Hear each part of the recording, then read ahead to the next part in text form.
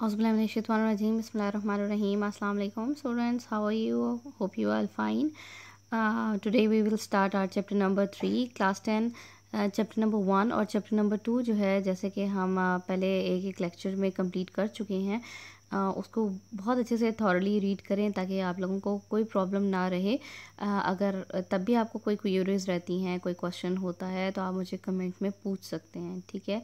आज जो है वो हम स्टार्ट करेंगे कि जब हम इनपुट आउटपुट डिवाइसेस को देखते हैं तो क्या होती हैं इनपुट डिवाइसेस, जो कि कंप्यूटर में इंस्ट्रक्शंस देने के लिए इस्तेमाल होती हैं, और आउटपुट का मतलब होता है जहाँ से हम जो इंस्ट्रक्शंस हैं उनको डिस्प्ले करवा सकते हैं, उनको देख सकते हैं या सुन सकते हैं।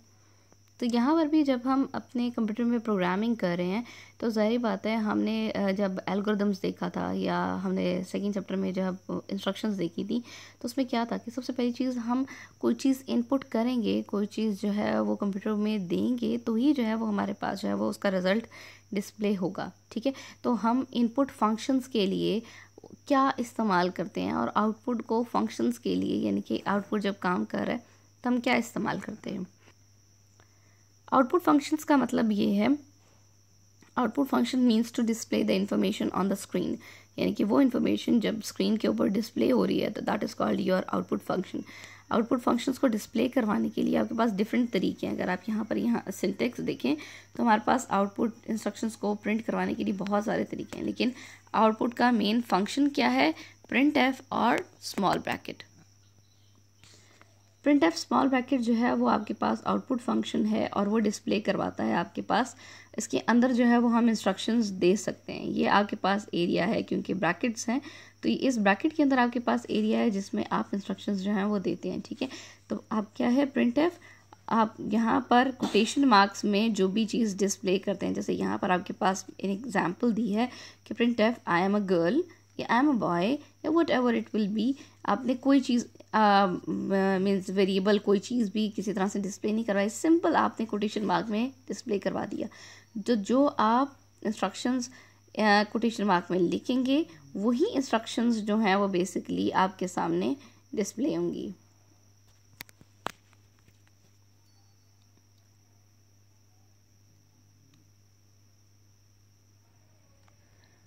आपके पास ये परसेंटेज जैसे प्रिंट एफ लिखा हुआ है, प्रिंट एफ स्ट्रिंग का मतलब होता है आपके पास ये जैसे सेट ऑफ करेक्टर्स हैं, तो सेट ऑफ करेक्टर्स जो हैं वो स्ट्रिंग कहलाते हैं, ठीक है। सेट ऑफ करेक्टर्स यानी कि अल्फ़ाबेट्स जो हैं वो स्ट्रिंग कहलाते हैं, ठीक है। तो सेट ऑफ करेक्टर्स जो हैं आपके पास स्ट्रिंग है, जो भी स्ट्रिंग आपने लिखी होती है कोटेशन मार्क में वो एज इट इज स्क्रीन पर प्रिंट होती है, ठीक है।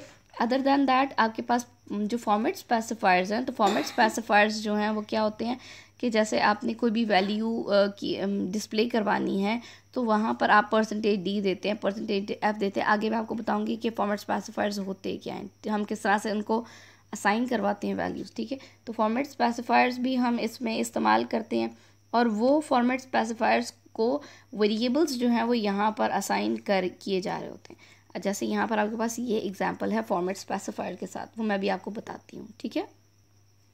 अब आपने क्या किया कि यहाँ पर फर्स्ट जैसे मैंने भी लिखा है कि print F I am a girl double quotation mark में दिया है, तो जो भी सेट ऑफ करेक्टर्स स्ट्रिंग मैंने यहाँ पर कोटेशन मार्क में दिया है वो एज इट इज़ आउटपुट जब होगी तो वो स्क्रीन पर मुझे डिस्प्ले हो जाएगी। Next one is your printf sum of numbers, यहाँ double quotation marks is equals to 5 + 9। तो क्या होगा कि यहीं पर कैलकुलेट होगा 5 और 9 की वैल्यू, 5 और 9 को कैलकुलेट करेगा तो यहाँ पर स्क्रीन पर कोटेशन वाली value as it is display हो रही है, और इक्वल्स टू 5 और 9 14, ये स्क्रीन पर रिजल्ट आ गया, ठीक है। Next one is your integer value. आपके पास दो इंटीजर वैल्यूज़ हैं, a is equals to 6 and b is equals to 4।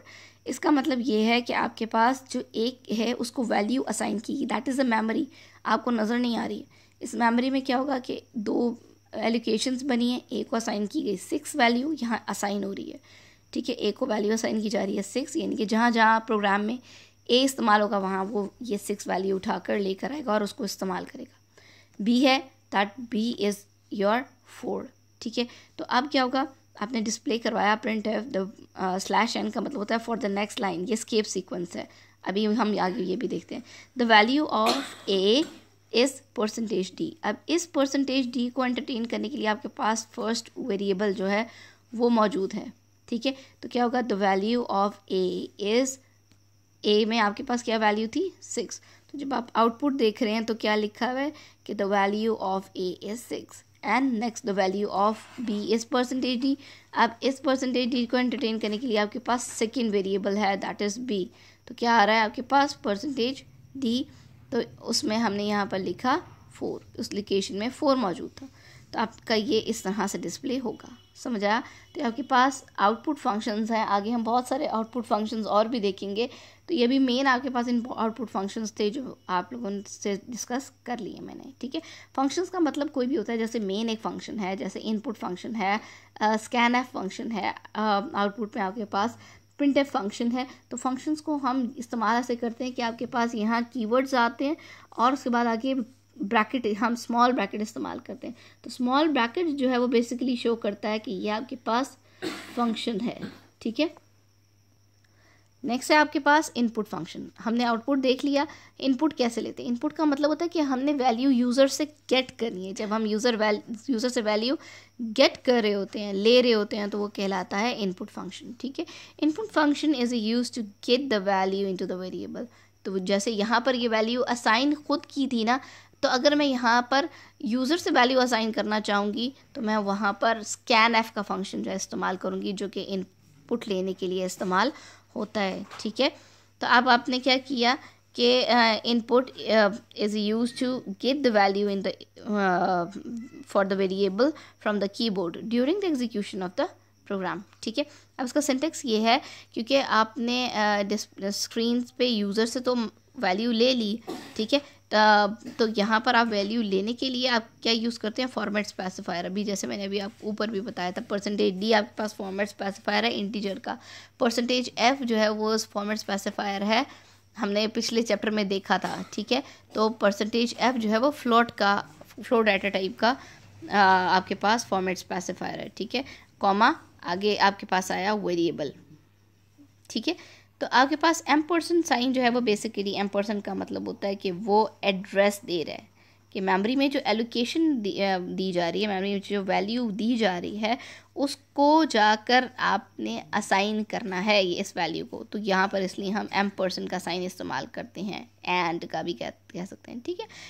और आगे फिर हम यूज़ करते हैं वेरिएबल, ठीक। The format specifier use to specify the format of the value variable, ठीक है। वो सबसे पहले बताता है कि हमने स्कैन एफ में जो वैल्यू यूज़र से ले रहे हैं वो कौन सी टाइप की है, वो आपके पास कैरेक्टर टाइप की है, वो आपके पास फ्लोट टाइप की है, वो आपके पास इंटीजर टाइप की है, कहीं पे भी वो जो वैल्यू है वो आपके पास आ जाएगी, ठीक है।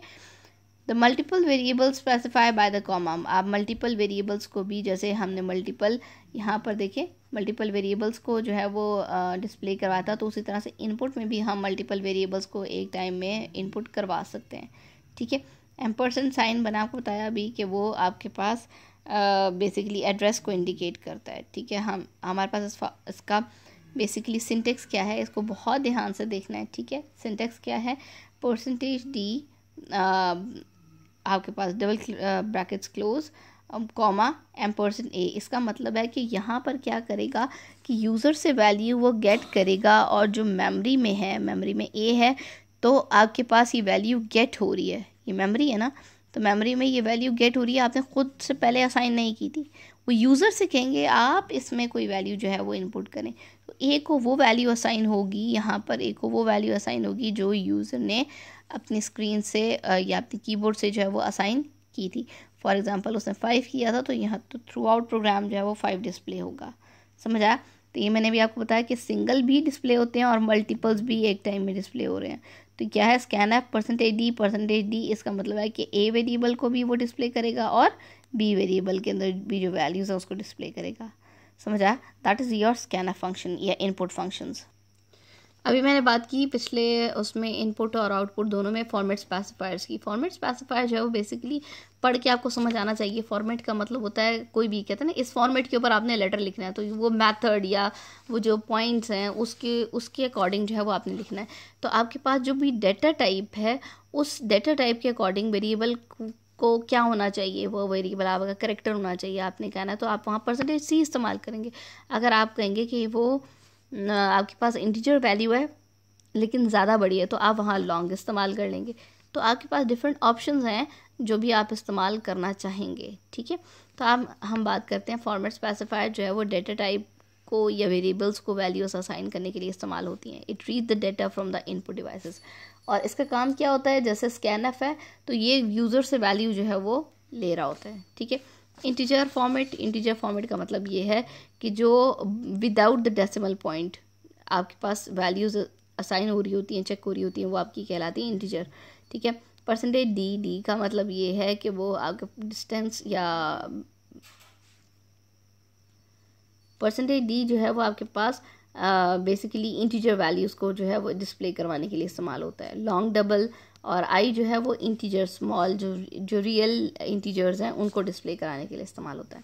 फ्लोट का मतलब होता है कि आपके डेसिमल पॉइंट्स जो हैं वो इस्तेमाल हो रहे हैं, ठीक है। फॉर एग्जांपल अगर मैं लिखूं कि 13.5 है तो 13.5 आपके पास डेसिमल वैल्यू है ना, तो 13.5 आप जब 5 लिखेंगे तो इससे पहले आप इसको वेरिएबल जो भी असाइन करेंगे तो हम यहाँ पर लिखेंगे कि that would be your float value है, float value a that is equals to 13.5, ठीक है। अब इसको डिस्प्ले करवाएंगे जब स्क्रीन के ऊपर तो वहाँ पर आप यहाँ एस्केप सीक्वेंसेस का लिखेंगे format specifier percentage if that would B fail student A and she got 13.5। समझ आ गई, ठीक है।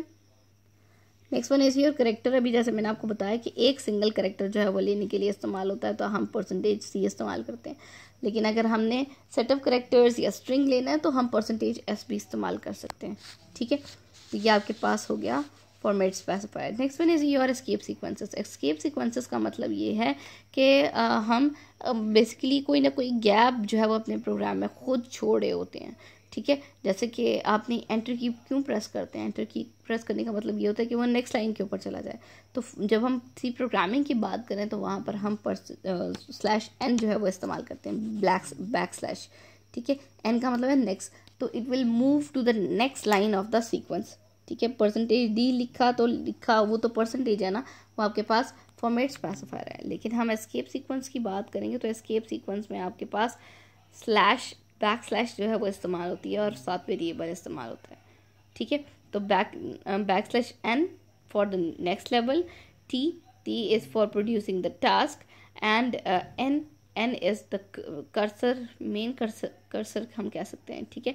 /a/ ये कोटेशन मार्क सिंगल और डबल और इट वुड बी एनीथिंग, ठीक है। तो उससे रिलेटेड आपके पास ही नीचे प्रोग्राम्स गिवन है कि आपके उन्हें लिखा है percentage F print F double quotation mark में जो भी दिया हुआ है इन माई /n न्यू /n प्रोग्राम। तो यहाँ आपके पास जब वो डिस्प्ले हो रहा है तो जहाँ जहाँ मैंने /n का वर्ड इस्तेमाल किया है वो इसको बेसिकली नेक्स्ट लाइन में कन्वर्ट कर देता है, ठीक है।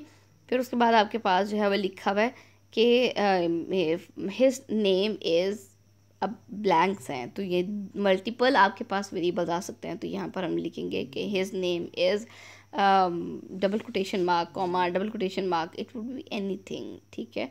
तो आप किसी तरह से भी इस प्रोग्राम को लिख सकते हैं। Next one is your operator. ये टॉपिक बहुत वास्ट है, इसको बहुत ध्यान से समझना है, ठीक है, और बहुत इंपॉर्टेंट है पेपर पॉइंट ऑफ व्यू से। बेसिकली ऑपरेटर का मतलब क्या होता है? ऑपरेटर का मतलब होता है वो सिंबल्स जो कि हम अपने प्रोग्राम में इस्तेमाल करते हैं मैथमेटिकली, जैसे प्लस माइनस परसेंटेज डिवाइड और इस तरह से हम इस्तेमाल करते हैं। तो ये आपके पास ऑपरेटर्स कहलाते हैं, ठीक है। तो इन ऑपरेटर्स को जो है वो डिफरेंट कैटेगरीज में डिफाइन किया गया है। First one arithmetic operator, assignment operator, relational operator, increment decrement operator, logical operator. इन सारों की टाइप्स जो हैं वो मैं आपको अभी समझाऊंगी। ये सारी जो टाइप्स हैं इनको भी मैं समझा देती हूँ आपको, ठीक है। First one is your arithmetic operator. Arithmetic को पढ़ने से लगा कि मैथमेटिकल फंक्शंस परफॉर्म करता है, प्लस माइनस मल्टीप्लाई डिवाइड, और आपके पास परसेंटेज का जो है, परसेंटेज नहीं बेसिकली वो आपके पास होगा हाँ परसेंटेज सिंबल। तो उसका मतलब है कि वो आपके पास रिमाइंडर कैलकुलेट करके देगा, ठीक है। तो रिमाइंडर जो है वो आपके सामने आ जाएगा। Next one is your relational operator. Relational operator का मतलब ये है कि वो ऑपरेटर टू और मोर ऑपरेटर्स या टू और मोर variables with the same data type, उसकी डाटा टाइप जो है वो आपके पास बिल्कुल सेम होती है, ठीक है। इसमें हम क्या करते हैं कि ट्रू और फॉल्स कंडीशंस जो हैं वो हम लगा रहे होते हैं। तो हम यहाँ पर अगर बात करते हैं तो रिलेशनल ऑपरेटर रिलेशन क्रिएट करने के लिए होता है। तो रिलेशन किस तरह का है, हम दो वेरिएबल्स में चेक करते हैं कि whether it would be sum और whether it would be less than, greater than, equals to, not equals to, ठीक है। तो आपके पास ये जो कि ट्रू और फॉल्स की कंडीशन में काम करें कि अगर काम कर लिया तो आप ट्रू करेंगे, अगर आपने नहीं किया तो वो फॉल्स करेंगे, ठीक है। तो ये आपकी डिसीजन मेकिंग के लिए जो है वो रिलेशनल ऑपरेटर इस्तेमाल हो सकते हैं। रिलेशनल ऑपरेटर में आपके पास बेसिकली ऑपरेटर्स इक्वल्स टू का है, ये पहला जो दिया हुआ है, स्लैश कह रही है, आपके पास लेस देन का सिंबल है तो वो लेस देन के लिए इस्तेमाल होता है, ग्रेटर देन है तो आपका ग्रेटर देन फाइंड करने के लिए इस्तेमाल होता है। इक्वल्स टू का जो है वो आपके पास होता है, आपने डबल नहीं डालना तो आप यहाँ पर सिंगल एक इक्वल टू का सिंबल जो है वो इस्तेमाल करेंगे, तो ये इक्वल्स टू है। तो और फिर आपके पास ना last but not the least equals to के साथ अगर दिए जाए तो हम वहाँ पर ईगो कैलकुलेट कर जो है वो हम बताएंगे, ठीक है। तो आपके पास ये डिफरेंट रिलेशनल ऑपरेटर हैं। लॉजिकल ऑपरेटर्स क्या होते हैं? लॉजिकल ऑपरेटर का मतलब ये होता है कि जो लॉजिक क्रिएट करते हैं कि whether it would be true और false, what it would be, कि दो वैल्यूज़ अगर आपने रखी हैं तो वहाँ पर उनके दरमियान जो है वो चमचा रख दे, ठीक है। तो क्या करते हैं वो आपके पास बेसिकली लॉजिक आप दे रहे हैं ना। तो यहाँ जब हम लॉजिकल ऑपरेटर की बात करते हैं वो ये होता है कि हम किसी भी कंडीशन में किस तरह से काम करेंगे। जैसे फॉर एग्ज़ाम्पल आपके पास है मार्क्स कैलकुलेट करना, आपने पिछले में किया था ना। या अगर हम टू नंबर्स का जो है वो फाइंड करते हैं कि इनमें ग्रेटर कौन सा है तीन नंबर्स में, जैसे देखा था कि अगर मैंने ए की वैल्यू असाइन की, बी की वैल्यू असाइन की, सी की वैल्यू असाइन की और फिर बाद में देख रही हूँ कि अगर ए जो है वो बी से बड़ा और ए जो है वो साथ ही चेक करना है कि वो सी से भी बड़ा है। तो यहाँ मैं डिफरेंट कंडीशंस चेक कर रही हूँ ना। तो अगर ए जो है वो बी से भी और सी से भी बड़ा तो इसका मतलब है कि ए इनमें सबसे बड़ी वैल्यू है, ऐसी था ना। तो ये आपके पास जब चेकिंग कर रहे होते हैं मल्टीपल कंडीशंस की तो आपके पास कहलाती है लॉजिकल ऑपरेटर, ठीक है। एंड और नॉट, ये हम लोगों ने सेकेंड लास्ट चैप्टर में वैसे भी इसको देखा था थॉरली, ठीक है। तो एंड का मतलब होता है कि जब तक दोनों कंडीशंस ट्रू नहीं होती तो वो ट्रू नहीं होगा। और का मतलब होता है जब तक आपके पास कोई एक भी पॉजिटिव नहीं हो जाती, ट्रू नहीं हो जाती, तब तक ये फॉल्स रहेगी। अगर कोई एक भी पॉजिटिव हो जाती है, ट्रू हो जाती है, तो आपकी कंडीशन वो फॉल्स हो जाएगी। और का मतलब है कोई एक भी अगर ट्रू होगा तो आपके पास ट्रू डिस्प्ले हो जाएगा। नॉट का मतलब है कि यू हैव टू चेंज, ठीक है। Next one is your change का मतलब ये है कि आपके पास अगर ट्रू होगा तो फॉल्स हो जाएगा, फॉल्स होगा तो ट्रू हो जाएगा, ठीक है। Okay, next one is your increment decrement operator. ये बहुत इंपॉर्टेंट है, ये आप कंफ्यूजिंग बहुत ज़्यादा होते हैं, शॉर्ट्स में आते हैं ये लाजमी, ठीक है। तो इंक्रीमेंट का मतलब होता है इंक्रीज वैल्यू, डिक्रीमेंट का मतलब होता है डिक्रीजिंग वैल्यू। और ये वैल्यू कोई इतनी बड़ी नहीं है। वैल्यू का मतलब ये है कि आपने जो भी वेरिएबल रखा है उसमें आप किस तरह से उसको इंक्रीज़ कर रहे हैं, ठीक है। प्लस प्लस का सिंबल, माइनस माइनस का सिंबल इस्तेमाल होता है। प्लस प्लस जो है प्लस शो करता है कि इंक्रीज़ हो रहा है, माइनस शो करता है कि वो डिक्रीज़ हो रहा है, ठीक है। तो हम यहाँ पर आपने इस तरह से मैंने जो एग्जांपल दी है, तो हम अब आपके पास लिखा हुआ है कि इक्वल्स टू प्लस प्लस आपके पास अगर लिखा हुआ है तो आप यहाँ पर उसको कहेंगे कि ये that is equals to A is equals to A plus one, यानी कि ए में जो भी वैल्यू है उसको हम प्लस वन कर देंगे, ठीक है। तो आपके पास same as it will be कि आपके पास ये डिफरेंट ऑपरेटर्स मौजूद हैं।